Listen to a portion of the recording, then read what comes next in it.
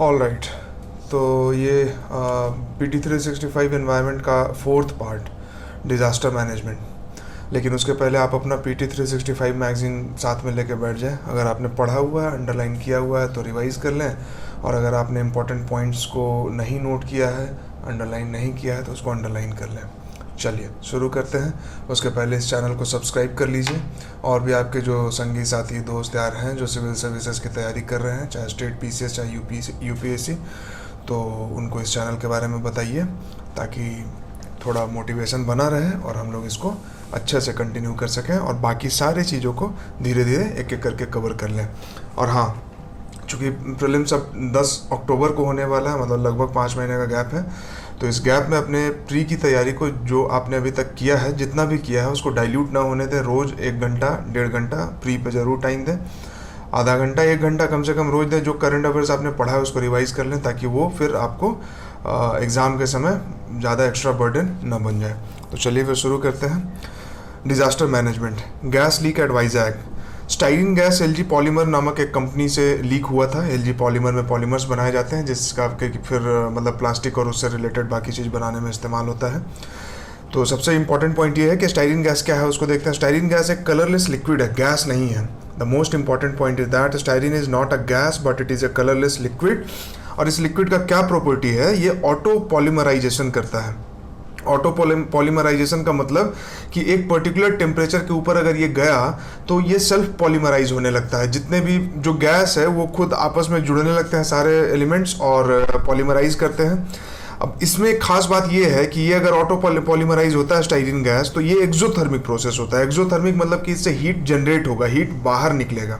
ठीक है, मतलब अगर 65 डिग्री सेल्सियस टेम्परेचर से ऊपर टेम्परेचर हुआ, स्टाइरिन गैस जहाँ कहीं भी स्टोर किया हुआ है, मान लीजिए किसी टैंक में स्टोर किया गया है, अगर वहाँ से लीक होता है और आसपास का ऐसा पूरा सराउंडिंग बनता है उस सिस्टम का कि वहाँ पे टेम्परेचर 65 डिग्री सेल्सियस से ऊपर होता है, तो ये ऑटो पॉलीमराइज कर जाएगा। और जब ऑटो पॉलीमराइज करेगा तो एक्सोथर्मिक प्रोसेस होने के कारण इससे टेम्परेचर बाहर निकलेगा।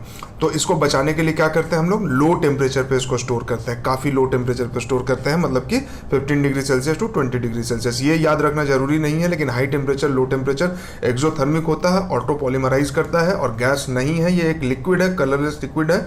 ये हमको याद रखना जरूरी है। बाकी जो भी हैजार्डस सब्सटेंस या केमिकल के संपर्क में आने से जो हमें नुकसान होता है, वो जैसे कि कार्सिनोजेनिक कैंसर हो सकता है इससे, इस मक्कस मेम्ब्रेन को हमारे नुकसान पहुंचाता है, आई इरिटेशन होता है, स्किन इरिटेशन होगा, गैस्ट्रोइंटेस्टाइनल इफेक्ट्स इसके मतलब नेगेटिव इम्पैक्ट पड़ता है, और बहुत ज़्यादा एक्सपोज होने के कारण ये हमें कोमा में भी पहुंचा सकता है ना। तो ये इसका हार्मफुल इम्पैक्ट है। अब चलिए, इंडस्ट्रियल डिजास्टर क्या है। स्टाइरिन गैस लीक हुआ है तो इंडस्ट्रियल डिजास्टर के अंदर में आता है। तो इंडस्ट्रियल डिजास्टर क्या है, उससे पहले डिजास्टर जान लेते हैं। डिजास्टर ऐसा कोई इवेंट जो कि बियॉन्ड ह्यूमन कैपेसिटी है कि हम उसको हैंडल कर सकें। जैसे सुनामी आ गया तो हमारे कैपेसिटी में है ही नहीं, सुनामी आ गया तो अब जाने का इंतजार करना होगा। जैसे साइक्लोन आता है, साइक्लोन हर साल आता है, बहुत सारे साइक्लोन्स आते हैं, बहुत जो बड़े होते हैं, जो इंटेंसिव साइक्लोन होते हैं, जिसका इंटेंसिटी ज़्यादा होता है, वो नुकसान करके जाते हैं। छोटे मोटे साइक्लोन जो है वो ख़त्म हो जाते हैं। तो हम साइक्लोन को रोक नहीं सकते हैं, हम उसके आने का इंतजार करते हैं, अपने आप को प्रिपेयर करते हैं, और फिर उससे जो भी नुकसान होता है तो अब उसके जाने का इंतजार करते हैं कि जब साइक्लोन खत्म हो जाएगा तब फिर हम बाकी जो भी रिहेबिलिटेशन है और आफ्टर डिजास्टर जो हम कर सकते हैं वो सब काम करते हैं। तो उसी तरह से इंडस्ट्रियल डिजास्टर क्या हो सकता है। इंडस्ट्रियल डिजास्टर वैसा इंसिडेंट या इवेंट है इंडस्ट्रीज में जो कि बियॉन्ड कैपेसिटी ऑफ ह्यूमन है, बियॉन्ड ह्यूमन कैपेसिटी की हम उसको टैकल कर सके, हैंडल कर सके। ठीक है, जैसे अचानक से बहुत ज़्यादा गैस लीक हो गया, अचानक से बहुत लार्ज स्केल पे फायर हो गया, तो अब वो हम उसको हैंडल नहीं अगर कर पाए तो वो डिजास्टर हो जाता है, और छोटा मोटा हुआ तो उसको एक्सीडेंट बोलते हैं। ठीक है, तो इंडस्ट्री से रिलेटेड कुछ लॉज और रूल्स दिए गए हैं। जैसे इन्वायरमेंटल रूल 1986 है, जो हमने पढ़ा था कि स्टॉकहोम और भोपाल गैस ट्रेजेडी जो हुआ था उसके बाद इन्वायरमेंट एक्ट बनाया गया, और उसके तहत ये इन्वायरमेंट रूल है। ठीक है, इसके अलावा हजार्डस वेस्ट को कैसे हैंडल करना है, कैसे यूज़ करना है, कैसे स्टोर करना है, उन सब चीज़ों के लिए इसमें जो इंपॉर्टेंट है, ये अभी रिसेंटली अमेंड किया गया है, फैक्ट्रीज अमेंडमेंट एक्ट 1987। किसी भी एक्ट में, जैसे इस एक्ट में दिया गया है कि रिस्क स्कोप क्या है, मतलब अगर कोई भी फैक्ट्री में अगर कोई हादसा होता है, कोई एक्सीडेंट हो जाता है, तो उससे जो नुकसान होता है तो उसके रिस्क को कौन कवर करेगा? फैक्ट्री यानी कंपनी कवर करेगी। लेकिन उसमें कौन कौन आएगा? तो अभी तक क्या था कि ओनली वर्कर्स, मतलब जो उसमें काम कर रहे हैं, अगर आग लग गया, किसी की जान चली जाती है या फिर बॉडली कोई नुकसान हो जाता है, हाथ पैर जल जाते हैं, कट जाता है, ऐसा कुछ भी होता है किसी वर्कर के साथ जो कि बहुत अनफॉर्चुनेट है, तो उसको कवर किया जाता था। लेकिन मान लीजिए कोई फैक्ट्री है और उससे कोई चीज़ लीक हो गया, जैसे अभी जो स्टाइरिन गैस लीक हुआ, तो बाहर के लोगों को नुकसान हो रहा है, तो क्या उसको कवर नहीं किया जाएगा? ये तो फैक्ट्री और उस कंपनी की गलती है अगर है तो क्या बाहर के लोगों को नहीं कवर किया जाएगा? तो पहले तो कवर नहीं होता था, पहले ओनली वर्कर्स को कवर किया जाता था। लेकिन अब इसको जनरल पब्लिक को भी इसमें शामिल कर लिया गया है। उस फैक्ट्री, उस कंपनी के विसिनिटी में जो भी रहते हैं, उसको फैक्ट्रीज अमेंडमेंट एक्ट 1987 के तहत कवर किया गया है। मतलब अगर कोई नुकसान होता है तो उनको भी कंपनसेट किया जाएगा। ठीक है, वेरी इंपॉर्टेंट पॉइंट।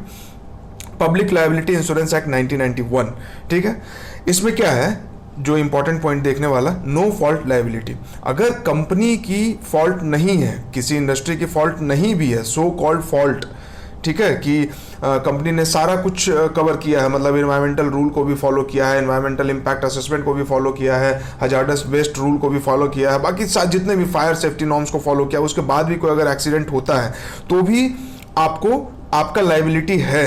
ठीक है, क्योंकि वो वहाँ जो काम चल रहा था उससे फ़ायदा तो आप ही को हो रहा था, इकोनॉमिक बेनिफिट, तो वो आपको उसका लायबिलिटी उठाना होगा। ये इस एक्ट के तहत है।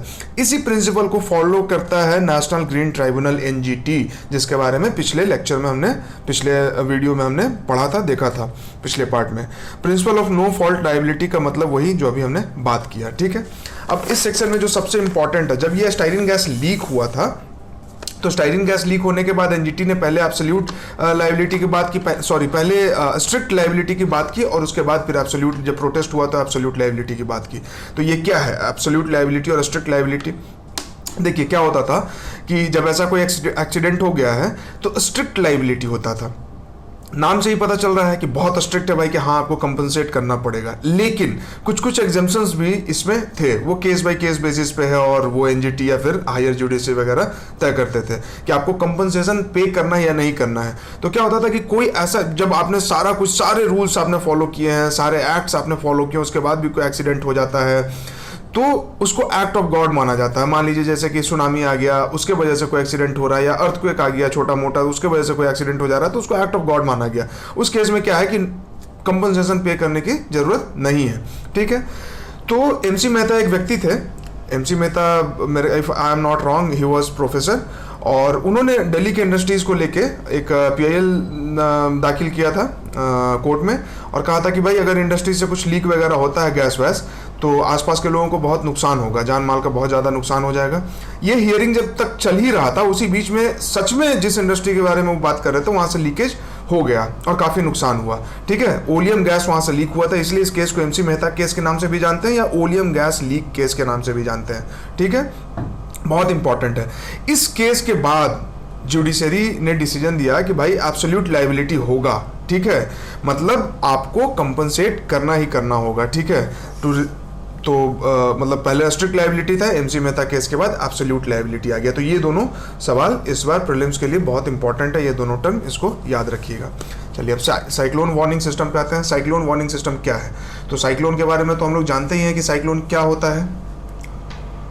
अब उसको तो कभी जब स्टैटिक पढ़ेंगे तो उसमें कवर कर लेंगे। तो साइक्लोन आने का वार्निंग दिया जाता था। ठीक है, कौन देगा? Indian Meteorological Department. इसके अलावा आजकल जो भी प्राइवेट हैं, सफ़र है, और कुछ प्राइवेट इंस्टीट्यूशंस खुल गए हैं, तो वो इसके बारे में वार्निंग देते हैं कि किस इंटेंसिटी से आ रहा है और वगैरह वगैरह। ठीक है, इससे शिफ्ट हुआ गया है, इससे शिफ्ट हो गया है इम्पैक्ट बेस्ड साइक्लोन वार्निंग। इसको IBCW बोलते हैं। इम्पैक्ट बेस्ड मतलब इसका इम्पैक्ट क्या होगा, मतलब कि लार्जर चीज़ों को कवर कर रहे हैं, ना केवल साइक्लोन आने का कि भाई इतना इंटेंसिटी के साथ आ रहा है तो आप देखिए बचिए, बल्कि एक हॉलिस्टिक कवरेज किया गया है। मेटेरियोलॉजिकल डेटा कवर किया जाता है, जो नॉर्मल जो कन्वेंशनल वार्निंग सिस्टम था उसमें सिर्फ मेटेरियोलॉजिकल डेटा कवर किया जाता था, जिससे कि ये पता चलता था कि कितना प्रेशर है, बे ऑफ बंगाल में बन रहा है, अरेबियन सी में बन रहा है, कितने प्रेशर के साथ है, कब आएगा, कितना इंटेंसिटी के साथ आएगा, ये सब वगैरह वगैरह। लेकिन अब क्या किया गया है कि उसके अलावा जियो स्पेशियल एंड पॉपुलेशन डेटा को भी इसमें एक साथ इंटीग्रेट करके, और हम बहुत ही माइक्रो लेवल पे इसको एनालाइज कर रहे हैं। माइक्रो लेवल मतलब डिस्ट्रिक्ट स्पेसिफिक टेलर्ड वार्निंग दिया जा रहा है कि पर डिस्ट्रिक्ट की मतलब साइक्लोन आ रहा है तो आंध्र प्रदेश में ऐसे नहीं बोलेंगे कि आंध्र प्रदेश में साइक्लोन आने वाला है, मतलब विशाखापत्तनम में और बाकी जो कोस्टल डिस्ट्रिक्ट्स हैं, तो हर डिस्ट्रिक्ट स्पेसिफिक हम डेटा तैयार कर पाएंगे कि भाई कितना इंटेंसिटी के साथ किस डिस्ट्रिक्ट को हिट करेगा और कितना नुकसान कर सकता है, वहाँ कितना पॉपुलेशन है, कितना पॉपुलेशन डेंसिटी है, वहाँ का टोपोग्राफी कैसा है, लोग वहाँ से निकल पाएंगे या नहीं निकल पाएंगे, रिहेबिलिटेशन का कैसा व्यवस्था है, इन सारे डेटा को एक्यूमुलेट करके एक साथ और बहुत हॉलिस्टिक वार्निंग दिया जाएगा। ठीक है, समझ रहे ना बात को? तो ये है इसका एम क्या है, वही रिड्यूस द डैमेज, सिर्फ इकोनॉमिक लॉसेस नहीं लेकिन बाकी सारा लॉस को, मतलब कि ह्यूमन लाइफ के लॉस को और बाकी सब कुछ, क्योंकि इतना हॉलिस्टिकली कवर किया जा रहा है इसको। ठीक है, तो ये इंडियन मेट्रोलॉजिकल डिपार्टमेंट का इम्पैक्ट बेस्ड साइक्लोन वार्निंग, इसको याद रखना है। और पेपर 3 में, जीएस पेपर 3 मेंस में जब आएगा तो इसको लिख सकते हैं कि ये बहुत ही अच्छा एक इम्प्रूवमेंट है, इनोवेशन है। इसके बाद इसी को आगे समझाया गया है कि एंटीसिपेटरी एक्शंस है, इम्पैक्ट बेस्ड फोरकास्टिंग में एंटीसिपेटरी एक्शन है कि रिस्क बेस्ड एक्शन लिया जाएगा, डिजास्टर बेस्ड या हजार्ड बेस्ड नहीं, रिस्क बेस्ड। अब रिस्क का क्या है, रिस्क क्या होता है, तो यहाँ पे थोड़ा सा बता देता हूँ, बाकी ये थोड़ा स्टैटिक का पार्ट है। हजार्ड, वल्नरेबिलिटी और एक्सपोजर, ये तीनों का जो कॉमन जो पॉइंट आएगा वो रिस्क होता है। वल्नरेबिलिटी क्या होता है, वल्नरेबिलिटी ये होता है कि जैसे आप कोस्टल एरिया में आप रह रहे हैं तो आप वल्नरेबल हैं कि साइक्लोन आएगा, सुनामी आएगा, तो you are vulnerable, you people are vulnerable, जो भी वहां पे रह रहे हैं। ठीक है, एक्सपोजर क्या है कि इंफ्रास्ट्रक्चर है कि नहीं, सुनामी आ रहा है तो ऐसा तो नहीं कि एकदम किनारे में आप झोपड़पट्टी में रह रहे हैं, तब तो आपको बिल्कुल ही बहा के लेके चला जाएगा। लेकिन अगर मजबूत इंफ्रास्ट्रक्चर है, मजबूत घर बना हुआ है, जो उसका डिजाइन इस तरह से है कि वाटर उससे आसानी से पास कर सके, तो रिलेटिवली आपका एक्सपोजर कम है। और अगर आप घास फूस के झोपड़ी में रह रहे हैं तो एक्सपोजर ज़्यादा है। इसके अलावा हजार्ड क्या है कि ग्लोबल वार्मिंग हो रहा है, तो ग्लोबल वार्मिंग होने के कारण ओशन में भी वार्मिंग हो रहा है। वार्मिंग होने के कारण क्या होगा, लो प्रेशर बनेगा, ज्योग्राफी में पढ़ा होगा आपने, वो लो प्रेशर धीरे धीरे इंटेंसिफाई होगा, हवा वहां से ऊपर उठेगा, पूरा एक साइकिल बनता है और धीरे धीरे वो साइक्लोन इंटेंसिफाई होते जाएगा, है ना। साइक्लोन के बीच में लो प्रेशर होता है, तो ग्लोबल वार्मिंग के कारण हजार्ड बढ़ रहा है। इन तीनों को मिला के मतलब हजार्ड, आपका वल्नरेबिलिटी और आपका एक्सपोजर, इन तीनों का जो कॉमन इंटरसेक्शन है दैट इज रिस्क, कि कितने रिस्क पे आप हैं। ठीक है, अब ये रिस्क जो है ना वो डिजास्टर में कब तब्दील हो जाएगा, ये रिस्क डिजास्टर में तब्दील हो जाएगा जब एक्चुअल ट्रॉपिकल साइक्लोन या एक्चुअल सुनामी जो है आपको आके हिट करता है, तो ये रिस्क जो है वो डिजास्टर बन जाएगा। ठीक है, तो ये था इसका कहानी, शॉर्ट का मैंने मतलब पूरा बता ही दिया इसको। तो इम्पैक्ट बेस्ड फोरकास्टिंग जो है वो इसी रिस्क को असेस करता है। ठीक है, पहले क्या असेस करता था, पहले हजार्ड को एक तरह से असेस कर रहा था कि हाँ भाई ट्रॉपिकल साइक्लोन आ रहा है तो क्या इंटेंसिटी है, कब तक आएगा, कितने घंटे में आएगा, कितने घंटे में किस डिस्ट्रिक्ट को, किस कोस्टल एरिया को हिट करेगा। ठीक है, लेकिन वो अब क्या हो गया है कि अब रिस्क को असेस करेगा, तो ये ज़्यादा अच्छा इंप्रूवमेंट है। कौन कर रहा है, इंडियन मेट्रोलॉजिकल डिपार्टमेंट। ठीक है, चलिए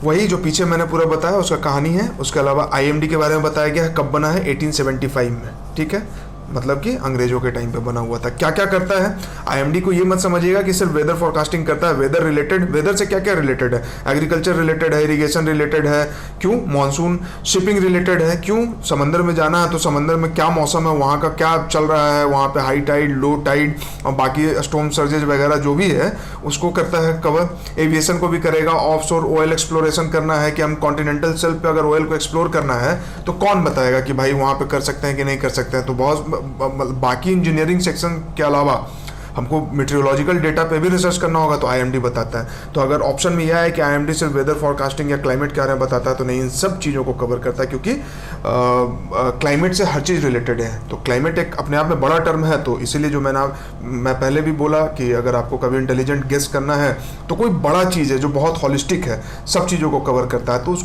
उसमें मल्टीपल चीज़ें आएंगी। ठीक है, तो नहीं समझ में आए तो थोड़ा सा आप लॉजिक लगा के मल्टीपल चीज़ों को उसमें टिक करना। अब इसमें ऐसा नहीं कि ऑप्शन में ये दे दे कि मूवी बन रहा है तो मूवी को भी आईएमडी मूवी के बारे में बताएगा कि भाई कब इसको रिलीज करना चाहिए, और उसको आप टिक कर दे कि नहीं आपने तो मल्टीपल बोला था। नहीं, थोड़ा लॉजिक लगाना है उसके बाद, इसीलिए तो इंटेलिजेंट गेस उसको बोलते हैं।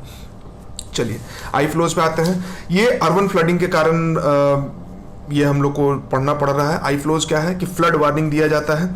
मुंबई का म्यूनिसिपल कॉर्पोरेशन और मिनिस्ट्री ऑफ अर्थ साइंस, इन दोनों ने मिलकर इसको डेवलप किया है, आई फ्लोज मुंबई, फ्लड वार्निंग के लिए। क्यों? इसका खासियत क्या है पहले ये देख लेते हैं। खासियत ये है कि 3 डे एडवांस यानी 72 आवर्स। तो मतलब समझ, अगर फ्लड का वार्निंग हमको 72 आवर्स पहले मिल जा रहा है तो ये इतना टाइम विंडो हमको मिल जा रहा है कि हम लोगों को इवैक्यूएट कर सकते हैं। जो भी रिस्क प्रोन एरिया है वहाँ से लोगों को इवैक्यूएट कर दें ताकि फ्लड से मिनिमम नुकसान हो। ठीक है, इसके अलावा क्या क्या ये बताएगा, रेनफॉल इन्फॉर्मेशन देगा, टाइड लेवल बताएगा कि लो टाइड हाई टाइड किस टाइम पे आएगा, स्टॉर्म सर्जेस के बारे में बताएगा, इन सब चीज़ों को कवर करेगा। ठीक है, तो बेसिकली आपसे यही प्रीलिम्स से पूछ दिया जाएगा कि आई फ्लोज मुंबई, और मेंस जीएस पेपर 3 में इसको फिर एग्जाम्पल में हम लोग लिखेंगे। ठीक है, ये सारी चीज़ों को मतलब कि वेदर मॉडल्स, फील्ड डेटा सब कुछ कलेक्ट करेगा और उसके हिसाब से देगा। मुंबई फर्स्ट सिटी नहीं है, मुंबई के पहले जब अर्बन फ्लडिंग का नाम आता है तो सबसे पहले दिमाग में चेन्नई आना चाहिए 2014। ठीक है, उसके बाद तो मुंबई भी है। और अर्बन फ्लडिंग बहुत एक सीवियर इशू बनते जा रहा है, उसका रीज़न आगे हम लोग डिस्कस करेंगे और क्या होता है अर्बन फ्लडिंग। लेकिन मुंबई और चेन्नई ये हमको याद रखना है। मल्टीपल कंपोनेंट है, वही कि मल्टीपल कंपोनेंट मतलब हॉलिस्टिक चीज़ है तो मल्टीपल कंपोनेंट्स को फॉलो करेगा और 1-2 एजेंसीज इसमें लगेंगे। ठीक है, अर्बन फ्लडिंग क्या है, फ्लडिंग क्या होता है बेसिकली, फ्लडिंग होता है कि नदी में अचानक से बहुत ज़्यादा पानी रिलीज हो जाए। तो पानी जो है नदी, अगर ये नदी है इसमें पानी नॉर्मली बह रहा है, ठीक है, और ये इसका बैंक है, बहुत ज़्यादा पानी अगर आ जाएगा तो पानी बाहर निकल जाएगा, इससे आसपास का जो लो लाइंग एरिया है उसको इनंडेट कर देगा, मतलब कि वहाँ पे पानी चला जाएगा, तो इसी को हम लोग बाढ़ बोलते हैं। ठीक है, तो अर्बन फ्लडिंग क्या होगा, ऐसा ही कुछ कंडीशन होगा लेकिन अर्बन सेंटर्स में होगा। ठीक है, लेकिन अर्बन सेंटर्स में तो नदी तो बहती नहीं है, बहुत कम ही अर्बन सेंटर्स ऐसे हैं जहाँ पे कि शहर के बीचों बीच एकदम नदी बह रही है। जैसे हैदराबाद है तो मूसी रिवर के बैंक पे है, और जो भी शहर के किनारे में नदी होती है तो जनरली उससे पानी कम होता है। तो अर्बन फ्लडिंग होता कैसे है, देखिए अर्बन फ्लडिंग होता है तो अर्बन एरियाज में तो सब चीज़ को कंक्रीटाइज कर दिया गया है। आप रोड, जमीन कहीं पे खाली दिखता ही नहीं है, ताकि वाटर अगर रेनफॉल हो रहा है तो वाटर परमिएट करके अंदर चला जाए ग्राउंड में। ऐसा तो बहुत कम पॉसिबल होता है क्योंकि हर जगह रोड बना हुआ है, रोड के किनारे फुटपाथ बना हुआ है, बाकी में घर बना हुआ है, तो कंक्रीटाइजेशन है। ठीक है, इसके अलावा अर्बन हीट आइलैंड होता है, मतलब कोई शहर है, मान लीजिए यहाँ पे कोई शहर बसा हुआ है, उसके आसपास तो जंगल है, उसके आसपास जंगल है, लेकिन ये शहर है। अब शहर में क्या है कि पेड़ पौधा है नहीं, ठीक है, हवा को भी पास करने के लिए चूंकि इतना डेंसली पॉपुलेटेड है, इतना डेंस बिल्डिंग्स बने हुए हैं कि हवा भी ठीक से सर्कुलेट नहीं होता है। तो होता क्या है कि अर्बन एरिया का टेम्परेचर जो है, इसका टेम्परेचर आसपास के टेम्परेचर से ज़्यादा हो जाता है। ठीक है, तो आसपास के टेम्परेचर से ज़्यादा हो जाने के कारण ज्योग्राफी में आपने पढ़ा होगा कि अब यहाँ पे कन्वेक्शनल रेन होने का चांसेस होता है। ठीक है, अचानक से रेन हो जाएगा, बहुत ज़्यादा रेन होगा। अब बहुत ज़्यादा रेन होगा तो क्या समस्या है उससे कि कंक्रीटाइजेशन है तो परमिट नहीं करेगा। दूसरा कि ड्रेनेज सिस्टम का हाल तो हम लोग जानते ही हैं, जब भी कभी किसी भी शहर में बारिश हो जाता है, अगर 1-2 दिन लगातार बारिश हो जाए तो वो शहर डूबने का नौबत आ जाता है। क्यों? क्योंकि ड्रेनेज सिस्टम हमने अच्छा बनाया नहीं है, उसको इम्प्रूव नहीं किया है। पॉपुलेशन बढ़ते जा रहा है, कंक्रीटाइजेशन बढ़ते जा रहा है, घर नहीं बनते जा रहे हैं, फैक्ट्रीज नहीं बनते जा रहे हैं, वेटलैंड्स को हम लोग इंक्रोच कर रहे हैं, लेकिन ड्रेनेज सिस्टम को ठीक नहीं किया जाता है। ठीक है, और जो पुराना है वो भी चोक हो गया है। इतना ज़्यादा हम लोग प्लास्टिक यूज़ करते हैं, सॉलिड जो वेस्ट निकलता है उसको ऐसे ही इधर उधर डंप कर दिया जाता है, तो उससे चोक हो जाता है। तो पानी क्या हो जाता है, शहर में भर जाएगा और ये अर्बन फ्लडिंग हो जाएगा। तो समझ में आ गया अर्बन फ्लडिंग। ठीक है, इसी फ्लडिंग को रोकने के लिए आई फ्लोज बनाया गया। फ्लोज से याद रखिएगा, फ्लो मतलब बहना। ठीक है, अब क्या होता है डेवलप्ड कैचमेंट, यहाँ पे एक टर्म है, इसको याद रखिएगा। डेवलप्ड कैचमेंट वही कि मतलब कि कोई वाटर सोर्स है, नदी है, तो उसके आसपास का जमीन था, आप वहाँ पे घर बना दिए हैं पूरा, तो जो कैचमेंट एरिया है वहाँ पे आपने डेवलपमेंट कर दिया है। ठीक है, सो कॉल्ड डेवलपमेंट, जो कि डेवलपमेंट है नहीं। कोई वेटलैंड है, ठीक है, जिसमें छोटी मोटी चिड़िया रहती है, छोटे मोटे घास पौधे उगते हैं, यहाँ पे बहुत कम ही पानी होता है, 3 मीटर के आसपास हाइट होता है। ठीक है, अब उस वेटलैंड को आप इनक्रॉच कर लिया, आप इधर पहले घर बना हुआ था, धीरे धीरे बढ़ते बढ़ते उसमें मिट्टी डालते, क्योंकि उसका डेप्थ जो होता है वो कम होता है 3 मीटर के आसपास। वो समंदर या नदी तो है नहीं कि बहुत मेहनत करना पड़ेगा भरने के लिए, तो उसको धीरे धीरे कचड़े से हम लोग भर देते हैं। ठीक है, जैसे धारावी बस्ती का आपने नाम सुना होगा, तो धारावी कैसे है कि कचड़ा भरते भरते भरते भरते समंदर में पूरा उतना जमीन जो हमने रिक्लेम कर लिया। ठीक है, यानी कि कैचमेंट डेवलपमेंट कर लिया। ठीक है, तो इस वर्ड का मतलब ये है। तो कैचमेंट में जब आप डेवलपमेंट कर लिए तो नेचर, तो इसको नेचर ने बनाया था कि भाई यहाँ से पानी क्रॉस करेगा या यहाँ पे पानी जाके परमिट हो जाएगा, अंदर चला जाएगा। अब हमने वहाँ पे बिल्डिंग बना दी है, फैक्ट्री बना दी है, रोड बना दिया है, ब्रिज बना दिया है, तो झेलो, तो फिर फ्लड आएगा। तो फ्लड का पीक भी बढ़ जाएगा और फ्लड का वॉल्यूम भी बढ़ जाएगा। पीक क्यों बढ़ जाएगा? ड्रेनेज सिस्टम सही नहीं है, पानी निकल नहीं पा रहा है, तो पीक बढ़ गया। जो 2 मीटर जो मतलब कि 10-20 सेंटीमीटर हाइट होना चाहिए था वाटर का, वो अब मीटर्स में आ जाएगा। 1 मीटर हाइट हो जाएगा पानी का, 2 मीटर हाइट हो जाएगा। आप न्यूज़ में देखते होंगे कि बस डूब गया या कार डूब गया, कार बहने लगता है, तो वही फ्लड पीक मतलब बढ़ जाता है। फ्लड का वॉल्यूम भी बढ़ जाएगा क्योंकि वाटर निकलने का चांसेस ही नहीं है, तो वो जितना डिस्चार्ज का रेट है उससे ज़्यादा एक्यूमुलेट होने का रेट है, तो दिन भर अगर बारिश हो गया तो पूरा डुबा देगा, तो फ्लड का वॉल्यूम भी बढ़ गया, इससे फ्लड का वेलोसिटी भी बढ़ जाएगा, तो फिर वो कमजोर घर को तोड़ देगा, गाड़ी को बहा देगा, ये सब चीज़ें होती है। तो ये आपको याद रखना है। डेवलप्ड कैचमेंट, डायरेक्ट अगर आपसे पूछ दिया जाए कि डेवलप्ड कैचमेंट क्या होता है, तो उसका मतलब ये होता है कि आपने इनक्रॉच करके वहाँ पर डेवलपमेंट बिल्डिंग वगैरह बना लिया है, जो एक्चुअल डेवलपमेंट है नहीं, क्योंकि वो सस्टेनेबल नहीं है। ठीक है, फैक्टर्स के बारे में बात किया। फैक्टर क्या है अर्बन फ्लडिंग को लेके, ये बहुत इंपॉर्टेंट है और इसको बहुत होलिस्टिकली यहाँ पे कवर कर लिया गया है। आप मेंस में डायरेक्टली ऐसे ही लिख सकते हो। ठीक है, फैक्टर कंट्रीब्यूटिंग क्या है, मेटीरियोलॉजिकल, कोई भी फैक्टर सिर्फ ह्यूमन मेड नहीं होता या सिर्फ नेचर मेड नहीं होता है, तो यहाँ पे मेट्रोलॉजिकल भी है, हाइड्रोलॉजिकल भी है, ह्यूमन भी है। मेट्रोलॉजिकल की बहुत ज़्यादा बारिश हो गया, साइक्लोनिक स्टॉर्म आ गया, small scale storm, cloud burst हो गया, बर्स्टिंग ऑफ ग्लेशियर लेक हो गया, है ना, जैसे लद्दाख में हुआ था, अगले पेज में आएगा। ठीक है, इसके अलावा हाइड्रोलॉजिकल फैक्टर्स क्या है, हाइड्रोलॉजिकल मतलब वाटर रिलेटेड फैक्टर्स क्या है, मतलब वाटर डिस्चार्ज होने का, वाटर का प्रेशर वगैरह, ये सब। तो जो वाटर शेड है, वाटर शेड तो एक बड़ा टॉपिक है, इसको नहीं बता पाऊंगा यहाँ पे, लेकिन वाटर शेड मतलब आप ये समझो बस कि जैसे कोई रिवर है, उसका कैचमेंट एरिया, उस रिवर में कहाँ कहाँ से पानी आ रहा है। ठीक है, उसका पूरा एक वाटर शेड बना होता है कि एक रिवर है, इसका ट्रिब्यूटरी है, ठीक है, 2-3 ट्रिब्यूटरी होंगे एक रिवर के, तो जितने एरिया से इसका पानी आ रहा है, जो कैचमेंट एरिया है, ठीक है, तो ये एक तरह से वाटर शेड का काम करता है। मतलब एक शेड है, जैसे शेड का मतलब समझते हैं ना, घर का छप्पड़, ठीक है, ये घर है, इसका छप्पड़ है, तो इस पे बारिश अगर हो रहा है तो ये एक पूरा एक यूनिट हो गया, एक वाटर शेड हो गया। ठीक है, इतने दूर से पानी बाहर आ रहा है, तो अगर यहाँ से पानी निकलने से हमको रोकना है तो इसको कवर करना होगा, अगर यहाँ से पानी हमको निकालना है तो यहाँ कोई सिस्टम लगाना होगा।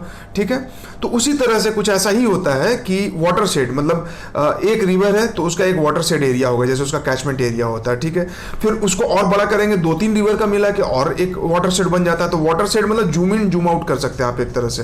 ठीक है, तो उसका सिंक्रोनाइजेशन गड़बड़ हो जाता है। जैसे मान लीजिए कोई ट्रिब्यूटरी है, अब ट्रिब्यूटरी है, उसके किनारे आपने घर बना दिया, उसको ब्लॉक कर दिया, तो मेन रिवर में जाकर वो मिल नहीं पा रही है। अब जब मिल नहीं पा रही है, यहाँ पे आपने उसको ब्लॉक कर दिया है ट्रिब्यूटरी को, तो मिल नहीं पा रही, तो सिंक्रोनाइजेशन इसका गड़बड़ हो गया। अब मेन ये जो मेन रिवर है, इसको डिस्चार्ज करना जाके सी में, अब सी के पहले यहाँ पे आपने इनक्रॉच कर लिया, तो ये डिस्चार्ज नहीं कर पा रहा ठीक से, तो पूरा सिंक्रोनाइजेशन गड़बड़ हो गया। तो ये यहाँ पे लिखा हुआ है synchronization of run off from various part of watershed, ये गड़बड़ हो गया, तो इसलिए भी अर्बन फ्लडिंग हो जाता है। फ्लडिंग मतलब कि वाटर स्टोर हो जाना चाहिए किसी भी तरह से। ठीक है, high tide impeding drainage, high tide हो गया समंदर में, तो अब वाटर के लेवल समंदर में ऑलरेडी बढ़ा हुआ है, रिवर का वाटर जो जाके या रेन वाटर जो है समंदर में जाना है, अब चूंकि ऑलरेडी वहाँ पे वाटर लेवल हाई है तो बहुत धीरे धीरे जाएगा या फिर नहीं भी जाएगा तो फ्लडिंग हो जाएगा। तो अब हाई टाइड को आप लो टाइड होने का इंतजार कीजिए, तब जाके निकलेगा।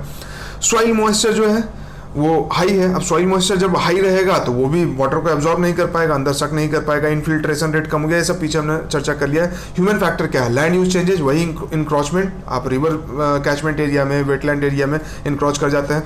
फ्लड मैनेजमेंट हमारा बहुत खराब हो, फ्लड इंफ्रास्ट्रक्चर हमने नहीं बनाया हुआ, अर्बन हीट आइलैंड पीछे बता दिया है। Sudden release of water from dams, अगर सडन रिलीज हो जाता है कि बहुत जैसे ग्लेशियर मेल्ट हो गया तो डैम में बहुत ज़्यादा पानी हो जाएगा, अब दो ही चीज़ें, या तो सडन रिलीज कीजिए और नहीं तो डैम टूट जाएगा। ठीक है, दोनों ही केस में फ्लडिंग होगा। ठीक है, indiscriminate disposal of solid waste, जो अभी मैंने बताया कि ड्रेनेज को भी चोक कर देगा, कैचमेंट एरिया को भी ब्लॉक कर देगा, वाटर वेटलैंड को भी भर देगा, तो सॉलिड वेस्ट का भी एक इशू है। तो इसीलिए तो अगर आप पिछले वीडियो में देखेंगे तो सॉलिड वेस्ट को लेके भी इनिशिएटिव लिया गया है, और बाकी वेटलैंड को तो लेके बहुत सारे इनिशिएटिव लेते ही रहती है सरकार। ठीक है, फ्लैश ड्राउट के बारे में क्या पढ़ना है। फ्लैश, जैसे फ्लैश फ्लड होता है उसी तरह से फ्लैश ड्राउट होता है। ड्राउट नॉर्मली क्या होता है कि सॉइल मॉइस्चर कम हो गया तो एग्रीकल्चर को नुकसान होता है, तो ये होता है एग्रीकल्चरल ड्राउट। इसके अलावा मीटीरियोलॉजिकल ड्राउट होता है, आप एनसीईआरटी जब पढ़ोगे तो उसमें स्टैटिक में पूरा कुछ दिया हुआ है। ठीक है, तो अब फ्लैश ड्राउट क्या होता है कि अचानक से सॉइल मॉइस्चर बहुत कम हो जाए, अचानक से फ्लैश मॉब, फ्लैश ड्राउट। ठीक है, तो फ्लैश ड्रॉट क्या होता है, high evapotranspiration rate due to abnormally high temperature. Abnormally high temperature हो गया पिछले 4-5 दिन में, तो बहुत ज़्यादा पानी जो है सॉइल मॉइस्चर से इवेपोरेट हो जाएगा।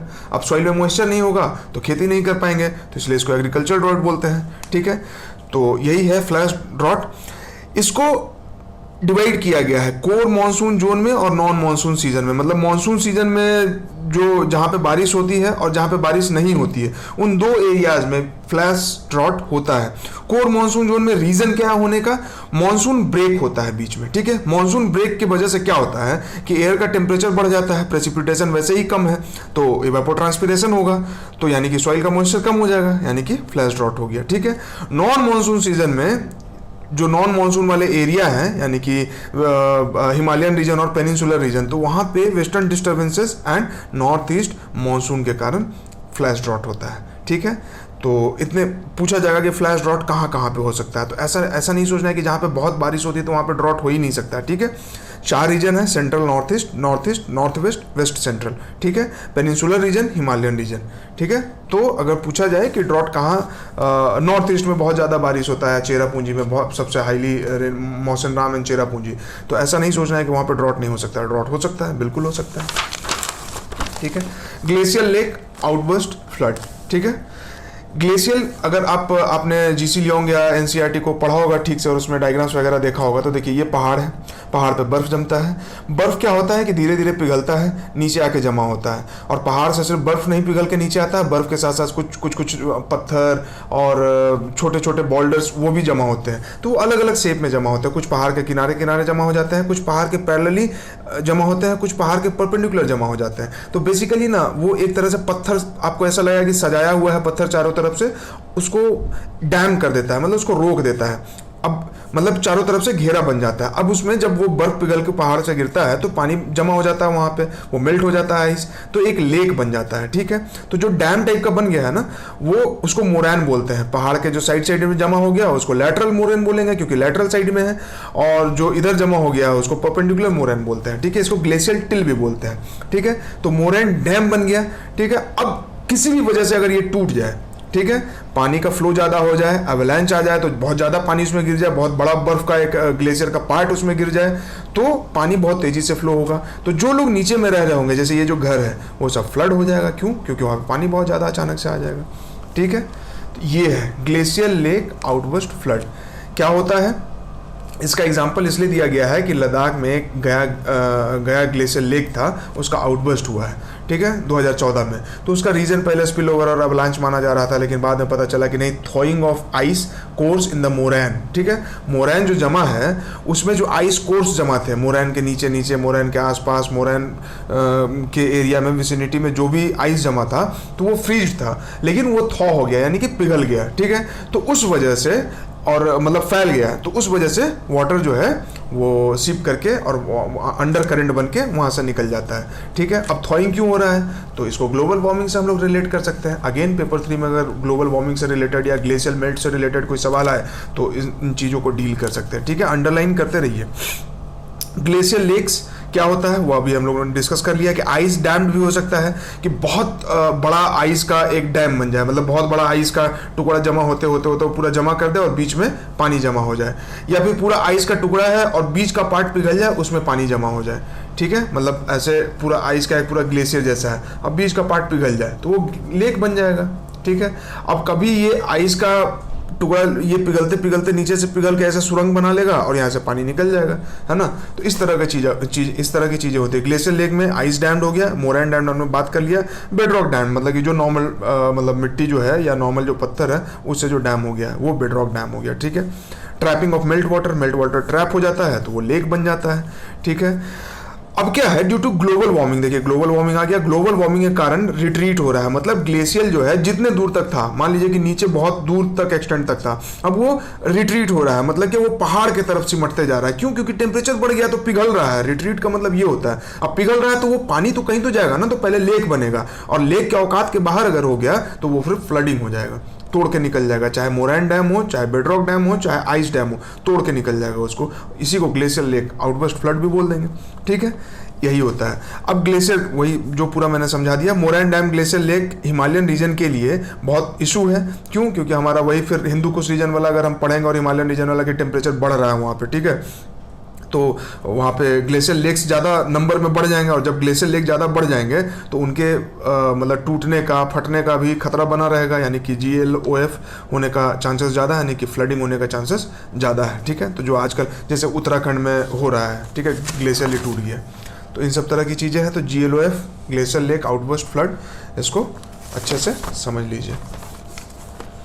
ठीक है, क्या क्या फैक्टर ट्रिगर करने वाले हैं? Rapid slope movement of the lake, long term dam degradation, ये सब जो सिंपल चीज़ है। ब्लैक कार्बन को बता देते हैं। ब्लैक कार्बन क्या होता है? ब्लैक कार्बन जो भी, जैसे कोई जंगल में आग लग गया, फॉरेस्ट फायर हो गया उत्तराखंड में, ठीक है, तो उसमें जो ब्लैक शूट्स निकलेंगे वो जाके बर्फ पे जमा हो गए, उस पर जाके चिपक गए, तो अब क्या होगा कि एल्बिडो कम हो जाएगा। मतलब सन का जो लाइट आ रहा है, तो व्हाइट सरफेस से तो सन का लाइट आता है तो रिफ्लेक्ट हो जाएगा आइस से, लेकिन अगर आइस के ऊपर ब्लैक पूरा कवर हो जाएगा, तो ब्लैक का हम लोग जानते हैं कि ब्लैक कलर क्यों होता है, क्योंकि सारा रेडिएशन एब्जॉर्ब कर लेता है तो ब्लैक हो जाता है, यानी कि हीट को एब्जॉर्ब कर लेगा, यानी कि टेम्परेचर बढ़ जाएगा। यहाँ पे टेम्परेचर बढ़ेगा तो इसका मतलब कि आइस मेल्ट हो जाएगा, तो ब्लैक कार्बन की वजह से भी होता है। तो इस फैक्टर को आप एक बार देख लीजिए, सिंपल है, समझ आ जाएगा।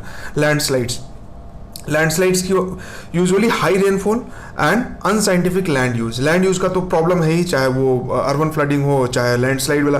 अब आप पहाड़ के नीचे जाके रहेंगे तो लैंडस्लाइड, आप बोलेंगे कि लैंडस्लाइड हो रहा है और घर टूट गया। पहाड़ के नीचे जाके रह रहे हैं, पहाड़ के स्लोप पे रहेंगे तो वहाँ पे भी लैंडस्लाइड हो सकता है, खासकर हिमालयन रीजन में जहाँ पे कि अनकॉन्सोलिडेटेड सेडिमेंट्री सॉइल से सब कुछ बना हुआ है, क्योंकि हिमालय अभी भी अपलिफ्ट हो रहा है और वो वोल्केनिक नहीं है, सेडिमेंट्री रॉक से बना हुआ है। तो ये इशू है कि भाई वहाँ पे आप रहिएगा तो वो थोड़ा पूरा कॉम्पैक्ट नहीं है, अनकॉन्सोलिडेटेड है, तो थोड़ा भी बारिश वगैरह हुआ तो वो स्लिप कर जाता है। ठीक है, तो ये है। तो इडुक्की केरला में टी स्टेट जो था वहाँ पे लैंडस्लाइड हुआ था और ये न्यूज़ में भी था, तो आप इसको एग्जाम्पल के लिए याद रखिएगा ताकि आप GS पेपर 3 में इसको कोट कर सकें। लैंडस्लाइड क्या होता है? Down slope movement due to gravity. बहुत बड़ा मिट्टी का पहाड़ है, ठीक है, या फिर बहुत बड़ा पहाड़ है जो कि मतलब कंसोलिडेटेड नहीं है, तो ग्रेविटी के फोर्स के वजह से वो नीचे खींचते रहता है, और जैसे ही पहाड़ का एक पार्ट जैसे ये चिपका हुआ है, अब जैसे ये ग्रेविटी की वजह से नीचे खींच रहा है, लेकिन ये जा नहीं रहा है। क्यों? क्योंकि अभी फ्रिक्शन की वजह से ये होल्ड किया हुआ है। लेकिन मान लीजिए कि दोनों लेयर के बीच में, इन मेरे हाथ के दोनों लेयर के बीच में, ये मेन माउंटेन है, ये उसका एक पार्ट है, ठीक है। अब इन दोनों के बीच में अंदर से पानी बहने लगे तो ये स्लाइड कर जाएगा, ठीक है, ग्रेविटी के कारण। क्यों? फ्रिक्शन कम हो गया पानी आने की वजह से, तो ये स्लाइड कर जाएगा, ठीक है। तो वो लैंडस्लाइड होता है ग्रेविटी की वजह से। तो ये पूछा जाएगा आपसे कि लैंडस्लाइड क्यों होता है, तो due to influence of gravity, ठीक है। इंडिया में 12.6% मतलब लगभग 13% लैंड जो हमारा है वो लैंडस्लाइड हजार्ड जोन है, ठीक है। कौन कौन? तो वो देख सकते हैं आप, हिमालयन रीजन देख लीजिए, यहाँ पे अनकॉन्सोलिडेटेड हिमालयन रीजन, ठीक है, शिवालिक रेंजेज या मिड हिमालयन रेंजेज और ग्रेट हिमालयन से तो मतलब ही नहीं है, लेकिन मिड हिमालयन और शिवालिक देखिए, तो यहाँ पे अक्सर लैंडस्लाइड होते रहता है। यहाँ पे मिड हिमालयन और शिवालिक, यहाँ पे लैंडस्लाइड होगा।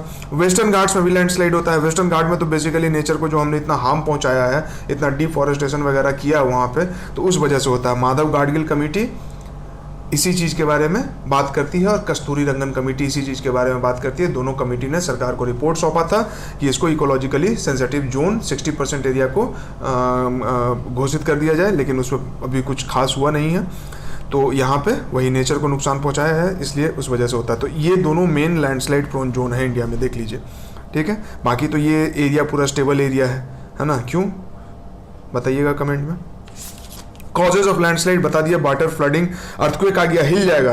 अब ऐसे थोड़ा अटका हुआ है, अर्थक्वेक आया, हिल रहा है, ऐसे हिलते हिलते हिलते स्लिप कर जाएगा, ठीक है, लैंडस्लाइड हो गया। वाइल्ड फायर एंड डिफॉरेस्टेशन हो जाएगा, तो उससे क्या हो जाएगा कि भाई डिफॉरेस्टेशन हुआ है, पेड़ नहीं है, जड़ नहीं है पेड़ का, तो पेड़ का जड़ क्या करता है? होल्ड करके रखता है। अब कुछ होल्ड करने वाला है नहीं, थोड़ा बहुत भी बारिश होगा या हल्का फल्का झटका लगा, लैंडस्लाइड हो जाएगा, या अपने आप भी फटीक की वजह से, ठीक है।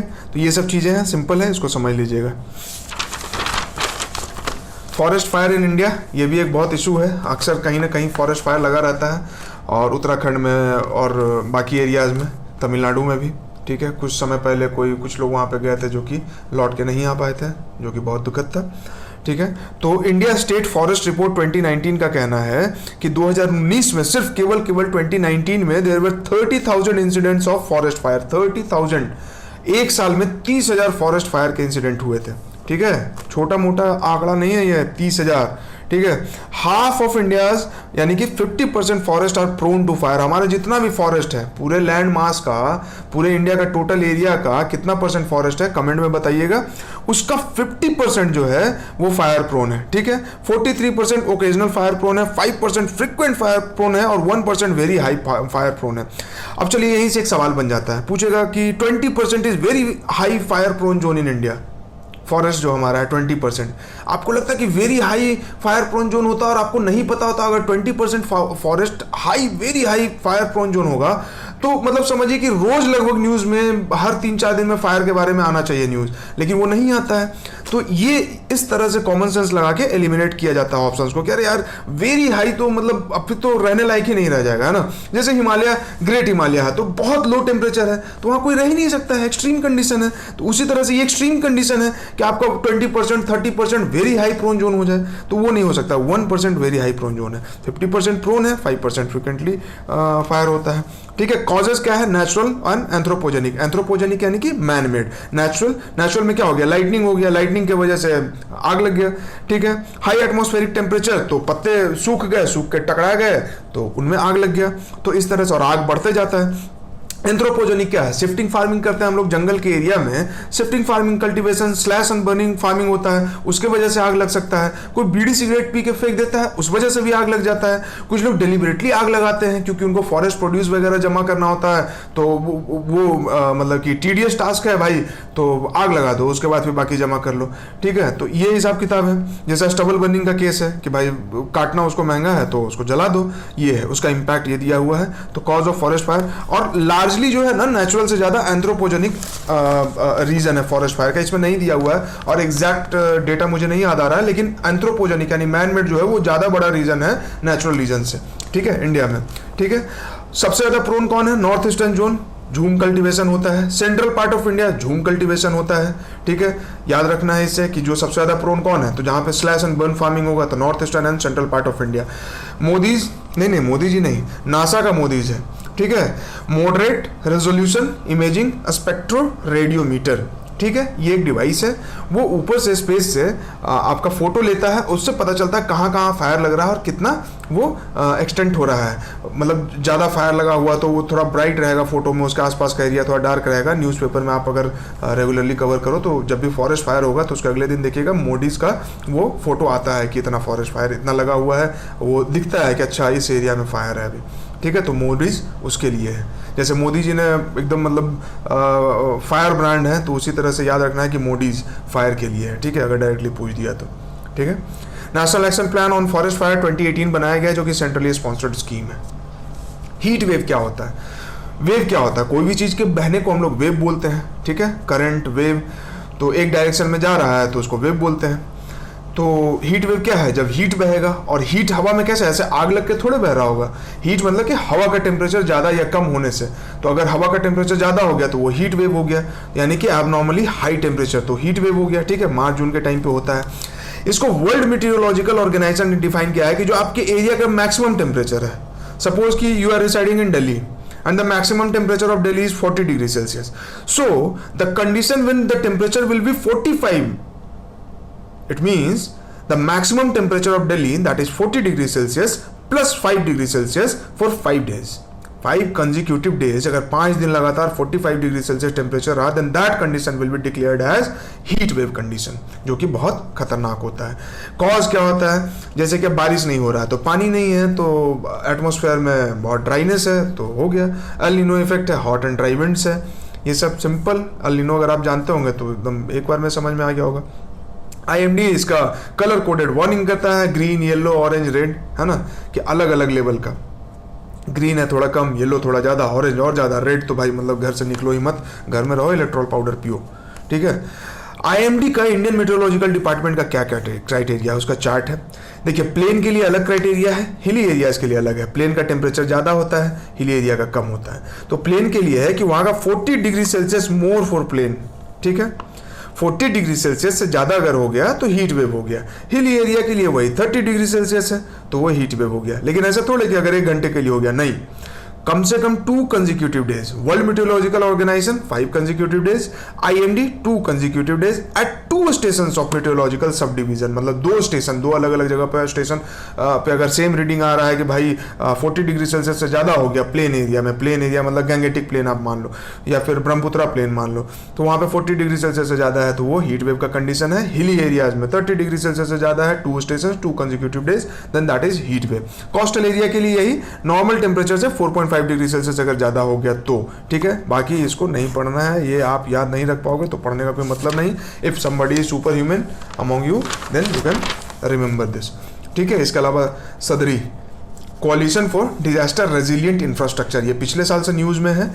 प्राइम मिनिस्टर ने इसको यूएन क्लाइमेट एक्शन समिट 2019 में, ठीक है, पिछले साल से न्यूज़ में इसलिए है क्योंकि 2019 का है तो पिछले साल कवर हुआ था, अनाउंस किया था इसको, ठीक है। क्या है? कोalition है। कोalition का मतलब क्या हो गया? क्लाइमेट चेंज के लिए कोalition हो रहा है, क्लाइमेट चेंज के लिए, क्लाइमेट चेंज बहुत बड़ा हॉलिस्टिक इशू, उसके लिए कोalition हो रहा है, मतलब मल्टीपल एजेंसीज होंगे, multiple stake holders, global partnership, national government होगा, यूनाइटेड नेशन एजेंसीज, ठीक है, मल्टीलैटरल डेवलपमेंट बैंक्स, ठीक है बॉस, इसमें वर्ल्ड बैंक भी आ जाएगा, एशियन डेवलपमेंट बैंक भी आ जाएगा, मतलब जो जो इन्वायरमेंट को लेकर फंडिंग करना चाहते हैं सब आ जाएंगे, प्राइवेट सेक्टर आएगा, एकेडमिक्स आ जाएगा, नॉलेज इंस्टीट्यूशंस आ जाएगा, IIT Kharagpur, IIT Kanpur, Oxford, Cambridge, जो भी जिनको भी रिसर्च करना वो सब कोई इसमें आ जाएंगे। क्यों?